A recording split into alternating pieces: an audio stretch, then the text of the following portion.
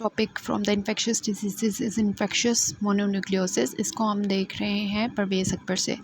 सबसे पहले तो इसका जो ऑर्गेनिज़म होता है जो कि इसके लिए मोस्ट कॉमनली एसोसिएटेड होता है, that is the Epstein Barr virus. लेकिन इसके अलावा इसके और भी कॉजेज़ होते हैं, लाइक साइटोमेगालोवायरस की वजह से भी हो सकता है, हर्पिस की वजह से भी हो सकता है, HIV की वजह से भी हो सकता है, टॉक्सोप्लाज्मोसिस की वजह से भी हो सकता है। लेकिन मोस्ट कॉमन जो एसोसिएटेड होता है ये होता है एप्स्टीन बार वायरस के साथ, जो कि गैमा हर्पिस वायरस है भी, वो भी हर्पिस वायरस ही है लेकिन गैमा हर्पिस वायरस है।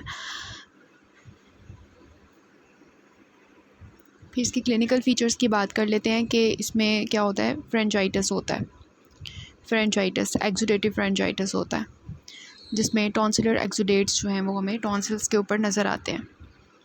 इसके अलावा लिम्फेडिनोपैथी होती है, इसमें anterior and posterior lymph nodes की इंलार्जमेंट हो जाती है विच इज़ नॉन टेंडर। इसके अलावा हमें स्प्लीनोमेगैली इसमें मिलती है, हेपेटोमेगैली मिलती है, हेपेटाइटिस मिलता है, रैशेस मिलती हैं, फीवर मिलता है। लेकिन most commonly we have the pharyngitis, lymphadenopathy and स्प्लीनोमेगैली।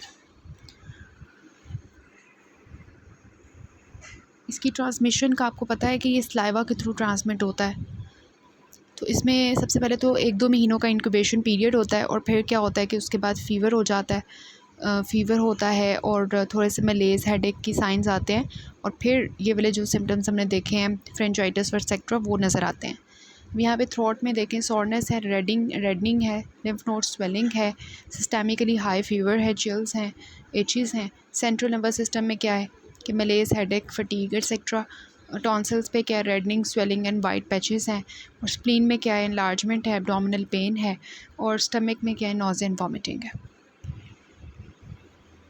So fever, fatigue, sore throat, swollen lymph nodes. तो इसमें neurological involvement, ocular involvement, cardiac involvement, respiratory, GIT, renal, haematological problem सारी आती हैं। लिवर के अंदर भी ये जाता है एप्स्टीन बार वायरस और प्रॉब्लम्स क्रिएट करता है। तो ये हमारा हो गया। फिर हम इसकी डायग्नोसिस देखते हैं। डायग्नोसिस जो है वो हमने इसका करना होता है CBC से, जिसमें हमें WBC जो है उनका काउंट जो है वो कम मिलता है, ल्यूकोपीनिया शुरू में। लेकिन बाद में जो है हमें क्या मिलते हैं, एटिपिकल लिम्फोसाइट्स मिलते हैं, जैसे कि आपको नज़र आ रहे हैं ये वाले, These are the atypical lymphocytes. Atypical lymphocytes जो हैं वो हमें मिलते हैं। इसके अलावा मोनो स्पॉट टेस्ट होता है या पॉल बनल टेस्ट होता है, जिसमें हमें हेट्रोफिल एंटीबॉडीज़ मिलती हैं। पॉल बनल एंटीबॉडीज़ वो हमें मिल रही होती हैं इसके अंदर। फिर इसके अलावा एप्स्टीन बार वायरस एंटीबॉडीज़ मिलती हैं, जिसमें IgM एंटीबॉडीज़ हैं अगेंस्ट द वायरल, जो ऊपर हमने स्ट्रक्चर देखा था उसके कैप्सिड के खिलाफ बनती हैं। तो वायरल कैप्सिड के अगेंस्ट जो एंटीबॉडीज़ IgM बनती हैं, दीज आर anti-ABV एंटीबॉडीज़, ये हमें मिल जाती हैं। इसके अलावा PCR करवाते हैं तो इसका DNA हमें मिल जाता है, which is the method of choice for diagnosis of CNS and ocular infections. तो क्या क्या हो गया, CBC हो गई। इसके अलावा हेट्रोफिल एंटीबॉडीज़ हैं, anti-HBV एंटीबॉडीज़ हैं, anti-EBV antibodies and PCR ELISA वगैरह हम इसमें करवा लेते हैं। सो DDs की बात करते हैं। अब फ्रेंजाइटिस हुआ हुआ है ना, तो हम कंसिडर कर सकते हैं कि ग्रुप A का स्ट्रेप्टोकोकल इन्फेक्शन है। इसके अलावा हर्पिस सिम्प्लेक्स की वजह से फ्रेंजाइटिस हुआ हुआ है, या हम कंसिडर कर सकते हैं रूबेला की वजह से हुआ हुआ है। लेकिन रूबेला में ये होता है कि एडिनोपैथी और इस तरह की जो स्प्लीनोमेगैली होती है वो नहीं होती। एडिनो वायरस में जो है अपर रेस्पिरेटरी ट्रैक्ट के सिम्टम्स आ रहे होते हैं, लाइक कफ, कंजक्टिवाइटिस, इस तरह के। फिर हेपेटाइटिस A और B जो है उसमें ज़्यादातर लिवर बहुत ज़्यादा इन्वॉल्व होता है, लेकिन फ्रेंजाइटिस एज मच कॉमन नहीं होता। टॉक्सोप्लाज्मोसिस में जो है फ्रेंजाइटिस इतना नहीं होता, और हेट्रोफिल टेस्ट भी नेगेटिव आता है। और फिर serum sickness like drug reactions की वजह से भी हम कंसिडर कर सकते हैं, DDs हैं। ल्यूकीमिया कंसिडर कर सकते हैं, और उसमें ऑब्वियसली हम स्मीयर करवाएंगे तो वो एटिपिकल लिम्फोसाइट्स नहीं मिलेंगे, उसमें कुछ और आएगा नज़र, जो हमने ब्लड में देख लिया था। CMV साइटोमेगालोवायरस मोनोन्यूक्लियोसिस में मिनिमल फ्रेंजाइटिस होगा और लेस एडिनोपैथी होगी as compare to Epstein Barr virus, मतलब कि थोड़ा सा डिफ़र कर रहा है हर चीज़ में, लेकिन these are the DDs। Then complications. देखें इतनी ज़्यादा स्प्लीन इनलार्ज कर जाती है, स्प्लीन रप्चर हो सकती है। अगर स्प्लीन इतनी ज़्यादा इनलार्ज करेगी तो हीमोलाइटिक एनीमिया हो जाएगा, थ्रोम्बोसाइटोपिनिया, न्यूट्रोपिनिया होगा, तो हेमाटोलॉजिकल कॉम्प्लिकेशंस आएंगी। अगर यही जो है वो मेनिंजेस को इन्वॉल्व करेगा तो aseptic meningitis, encephalitis, neuropathies like Bell's palsy, Guillain Barre syndrome होगा तो न्यूरोलॉजिकल इन्वॉल्वमेंट हो सकती है। इसी तरह अगर हार्ट इन्वॉल्व हो गया तो मायोकार्डाइटिस, पेरिकार्डाइटिस, और अगर लंग्स इन्वॉल्व हो गए तो एटिपिकल निमोनिया हो सकता है। और रिकरेंस और परसिस्टेंस अगर हो जाए 6 मंथ्स तक तो उसको हम क्रोनिक एक्टिव ईबीवी इन्फेक्शन कहते हैं, एब्स्ट्रीम बारवारिस इन्फेक्शन। तो ये इसकी कॉम्प्लिकेशंस हैं। इसके अलावा क्या हो सकता है, रेस्पिरेटरी ऑब्स्ट्रक्शन की वजह से पेशेंट की डेथ हो सकती है, या स्प्लीनिक रप्चर अगर हो जाए तो इतना ज़्यादा ब्लड लॉस होगा, हेमरेज होगा कि पेशेंट की डेथ हो सकती है। थ्रोम्बोसाइटोपिनिया की वजह से पेशेंट की डेथ हो सकती है, या इंसेफेलाइटिस की वजह से।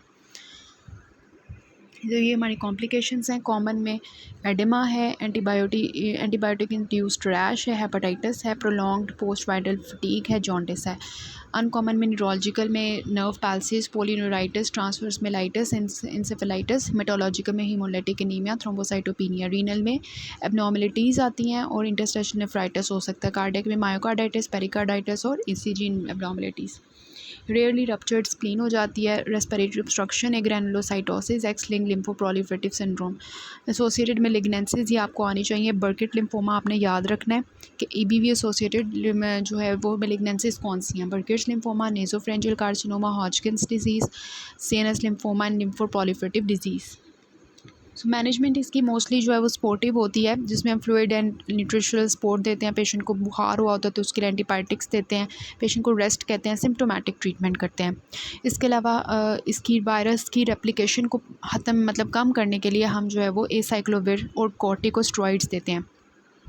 कॉर्टिकोस्टेरॉइड्स मोस्टली हम तब देखते हैं जब बहुत ज़्यादा वो जो एडिमा हुआ होता है ना, एयरवे ऑब्स्ट्रक्शन लीड, फ्रेंचाइटिस इतना ज़्यादा है कि एयरवे ऑब्स्ट्रक्शन हो रही है, थ्रोम्बोसाइटोपिनिया बहुत ज़्यादा है, ऑटो इम्यून हीमोलाइटिक एनीमिया और सीजर्स हो गए हैं, तो उसमें हम शॉर्ट कोर्स देते हैं कॉर्टिकोस्टेरॉइड्स का, 2 हफ़्ते तकरीबन देते हैं। और उसमें हम 1 हफ़्ते के लिए जो है ना प्रेडनिसोलोन देते हैं रोज़ाना 1 मिलीग्राम पर केजी पर डे के हिसाब से। तो कॉर्टिकोस्टेरॉइड्स का रोल जो है वो ये होता है। इसके अलावा कॉन्टैक्ट स्पोर्ट्स को अवॉइड करते हैं क्योंकि स्प्लीन इतनी ज़्यादा इनलार्ज हुई होती है, तो इन लोगों को हम कहते हैं कि आपने स्पोर्ट्स में इस तरह से कॉन्टैक्ट स्पोर्ट्स नहीं करने, क्योंकि उसकी वजह से रिस्क ऑफ स्प्लीनिक रप्चर हो सकता है और that can lead to haemorrhage and death. तो इस वजह से उसको प्रिवेंट करना है। फिर इम्यूनो कॉम्प्रोमाइज़्ड अगर पेशेंट्स हैं तो उनमें हम जो है वो कुछ एंटीवायरल्स दे सकते हैं, लाइक एसाइक्लोविर, क्योंकि ये हर्पिस है ना, हर्पिस वायरस है, तो हम उसके लिए एब्स्ट्रीम बारवारिस हर्पिस की टाइप है तो एसाइक्लोविर, वेलेसाइक्लोविर, पेनसाइक्लोविर, गैनसाइक्लोविर या फॉस्कारनेट जो है वो हम दे सकते हैं, अदरवाइज इतना इंपॉर्टेंस नहीं है। तो इन्फेक्शियस मोनोन्यूक्लियोसिस में क्या है symptoms and science, body aches, fatigue, fever, swollen tonsil, sore throat, swollen lymph nodes. Treatment क्या है, फ्लूइड्स हैं, रेस्ट है, एस्टामाइनोफेन वो फीवर के लिए, अवॉइड कॉन्टैक्ट स्पोर्ट्स। जो जनरल इन्वेस्टिगेशंस आप इसमें लिख सकते हो वो CBC, ESR, C reactive proteins, serology करवा सकते हो जिसमें PCR, एलाइजा है, इम्यूनोफ्लोरेसेंस एंटीबॉडी टेस्ट। ये जो कॉमन इन्वेस्टिगेशंस हैं किसी भी इन्फेक्शन के लिए, वायरल इन्फेक्शन के लिए, वो ये हैं: CBC, ESR, C reactive protein, serology, PCR, ESR, PCR और एलाइजा, और इम्यूनोफ्लोरेसेंस एंटीबॉडी टेस्ट। और एक चीज़ याद रखनी है कि एम्पीसिलिन के साथ ना ये ट्रिगर्ड होता है, तो इस वजह से हम इसमें एम्पीसिलिन नहीं यूज़ करते। इसमें जो फ्रेंजाइटिस होता है ना उसके लिए स्ट्रेप्टोकोकस B अगर इन्फेक्शन हो जाए फ्रेंजाइटिस में तो उसके लिए हम पेंसिलिन यूज़ करते हैं, एम्पीसिलिन यूज़ नहीं करते। क्यों? क्योंकि इससे ये फर्दर ट्रिगर होता है। ये भी आपने MCQ के लिए पॉइंट याद रखना है।